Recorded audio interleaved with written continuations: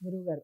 'రైకుని కథ' అసలు చాలా గొప్ప సారాంశాన్ని తెలియజేసింది. చాలా మంచి విషయాలు చెప్పింది. ఇక మనం ఈ ఉపనిషత్తులో నెక్స్ట్ మరో కథ చెప్పండి అది 'సత్యకాముని కథ'. ఏమిటి 'సత్యకాముని కథ' అసలు ఏం చెప్తుంది? ఈ ఉపనిషత్తులోనే 'సత్యకాముని కథ' గురించి మాట్లాడటానికి ఏమిటి కారణాలేమిటి? ఏం అవును. చెప్పండి? ఇది సత్యకాముని గురించి చాలామంది ఆధ్యాత్మికవేత్తలు హ్మ్, ప్రస్తావిస్తారు, ప్రస్తుతిస్తారు గూడా. హ్మ్. 8 ఏళ్ల పిల్లవాడితడు. ఓహ్! అయితే హారిద్రముతుడు అనే ఒక గురువు ఆ హ్మ్. గురుకులంలో హ్మ్. తన వయస్సున్న వాళ్ళని కూర్చుండబెట్టుకొని వాళ్ళకు ఉపనయన సంస్కారం చేస్తాడు. చేస్తూ ఉంటారు. వేదోపదేశము, రైట్. యజ్ఞోపవీతము, రైట్. తర్వాత ఇవన్నీ గూడా చేస్తాం. గాయత్రి మంత్రోపదేశం చేస్తుంటాడు. హ్మ్. హ్మ్. ఈ పిల్లవాడు అక్కడ చూస్తాడు. అక్కడ వెళ్లి చూసి హ్మ్. నాకు గూడా చెయ్యండి అని అడగడం గురువుగారిని జరుగుతుంది. అడుగుతాడు. అంటే నీ గోత్రం ఏందో తెలుసుకొని రమ్మంటాడు రైట్. మామూలుగా. హ్మ్. హ్మ్. అట్లా. ఇప్పటికి గూడా ఆలయాల్లోకి వెళితే అవును. నీ గోత్రం గోత్రం ఏందని అడుగుతారు. అడుగుతారు. హ్మ్. ఏవండి ఈవెన్ అది. మనం ఇంట్లో ఆహ్, పూజలు ఆహ్, అలా చేయించుకున్నా అలవా అడుగుతారండి. ఆ! హ్మ్. అంతే హ్మ్. దానికి గోత్రం గావాలి గోత్రం అని చెప్తారు. ఇంపార్టెంట్. ఇప్పుడు హ్మ్. మాది కపిల మహర్షి గోత్రం అన్నమాట. హ్మ్. అది చెప్పాలి. చెప్పిన తర్వాతనే వాళ్ళు పూజా కార్యక్రమాలు నిర్వహిస్తారు. హ్మ్. అయితే మాది శిలావతి. అక్కడ గూడా ఆ! అక్కడ గూడా హ్మ్. ఉపనయనం చేయడానికి ముందు నీ గోత్రం ఏందని అడిగాడు హ్మ్. హ్మ్. హరిద్రముతుడు. వెంటనే అతడు మరి నాకు తెలియదన్నాడు. రైట్. తెలుసుకొని రా అన్నాడు. హ్మ్. తల్లి దగ్గరికెళ్ళి అడిగాడు. హ్మ్. ఆ తల్లి చెప్పిన విషయం ఏదైతే ఉన్నదో చాలా ఆశ్చర్యాన్ని కలిగిస్తది. రైట్. తండ్రి వల్ల గోత్రమొచ్చును. గోత్రనామం అనేది తండ్రి వల్ల తండ్రి వల్ల వస్తుంది. మాత్రమే నీ వస్తుంది. తండ్రి ఎవరో నాకు తెలియదు. నేను ఒకరింట్లో ఆ! పరిచారికగా ఉన్నప్పుడు ఆ! ఏవండీ ఎవరి వల్లనో నేను నిన్ను కన్నాను. అయ్యో! హ్మ్. కాబట్టి హ్మ్. నాకు నీ తండ్రి ఎవరో నాకు తెలియదు నాయనా అన్నది. మరి నేను ఏం రైట్. జెప్పాలమ్మా గురువుగారికి? హ్మ్. జబాల పుత్రుడని చెప్పు అని ఓహ్! ఆమె శాసిస్తుంది. హ్మ్.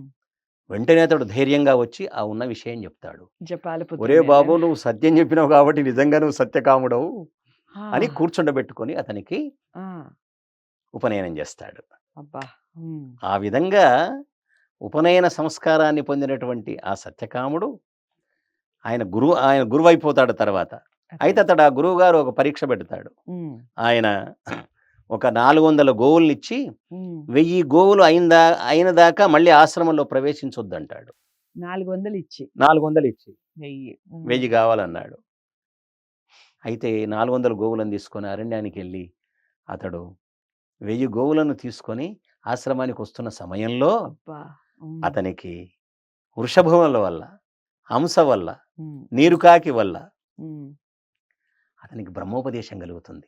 రైట్. 4 దిక్కుల యందు ఉన్నటువంటి వాడు పరమాత్మ అన్న జ్ఞానాన్ని వృషభాదులు అతనికి తెలియజేస్తాయి. కలిగిస్తాయన్నమాట. ఓహ్! అంటే చూడండి, హ్మ్. హ్మ్. గురువుగారు ఉపనయనం మాత్రమే చేశాడు. బ్రహ్మోపదేశం చేయలేదు. అవును. కానీ ప్రకృతి వలన ఆ సత్యకాముడు బ్రహ్మోపదేశం. బ్రహ్మోపదేశాన్ని పొందాడు. రైట్. అతని హ్మ్. యొక్క శిష్యుడు ఉపకోసలుడనేవాడు ఉన్నాడు. హ్మ్. అతనికి అగ్నుల వల్ల బ్రహ్మోపదేశం లభిస్తుంది. హా! ఓసారి పరమాత్మ అంతటా ఉన్నాడు గనక హ్మ్. హ్మ్. తెలీదు. హ్మ్. ఒక వస్తువులో సుఖం లేదు. వస్తువులో సుఖం లేదు. రైట్. కానీ ఆ వస్తువు ద్వారా సుఖం కలుగుతుంది. ఇది రహస్యం. అవును. అంతే గదా! మనం టీ బెడ్ వస్తువు వల్ల మనకి కలుగుతుంది వస్తు అనటానికి మంచమే ఒక పెద్ద ఆ కారణం అండి. మంచమే కారణం అన్నమాట. హ్మ్. దాంట్లో సుఖం లేదు. దాని ద్వారా మనం సుఖాన్ని దాని పొందాం. ద్వారా కానీ ఆ సుఖాన్ని ఎవడు కలిగిస్తాడు? హ్మ్. ఒక వస్తువు అన్ని వస్తువులు నా దగ్గర ఉంటాయి. రైట్. మళ్ళీ రైట్. చక్కెర ఉంది మా ఇంట్లో. అవును. మీ ఇంట్లో చక్కెర ఉంది. హ్మ్. కానీ నేను తినకూడదని డాక్టర్ జెప్పాడు. హ్మ్. అంటే ఏమిటి? మీకు పనికిరాదది. చక్కెర నాకు పనికి రాకుండా పోయింది. మీకు హ్మ్. పనికొస్తుంది. మేము బాగా కాబట్టి తింటాం కాబట్టి కాబట్టి. ఒక రైట్. రైట్. వస్తువు ఆ! సుఖానికి కారణం కావాలన్నా గూడా అవును. ఏవండి భగవంతుడే కారణం అన్నమాట. అందుకే హ్మ్. హ్మ్. సుఖదుఖాలు ఇచ్చేవాడు అతడన్నమాట. ఆ! కాబట్టి రా సత్యకామునికి వృషభాదుల వల్ల ఏమంటే బ్రహ్మోపదేశం లభించింది. ఓకే. అతని శిష్యుడైన ఉపకోసలునికి హ్మ్.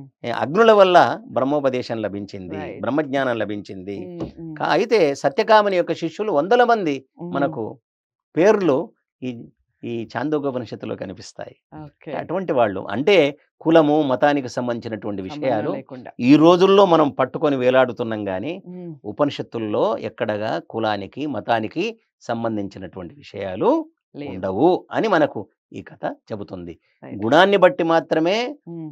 అతన్ని విద్యార్థిగా చేర్చుకోవాలి. అతనికి బ్రహ్మోపదేశం చేయాలి గానీ, ఏవండి హ్మ్. కులగోత్రాలను బట్టి అతను మనం వివరించడం విద్యార్థిగా తీసుకోకూడదు. స్వీకరించకూడదు రైట్. అనే విషయం మనకి ఈ కథ వల్ల తెలుస్తుంది. ఓకే.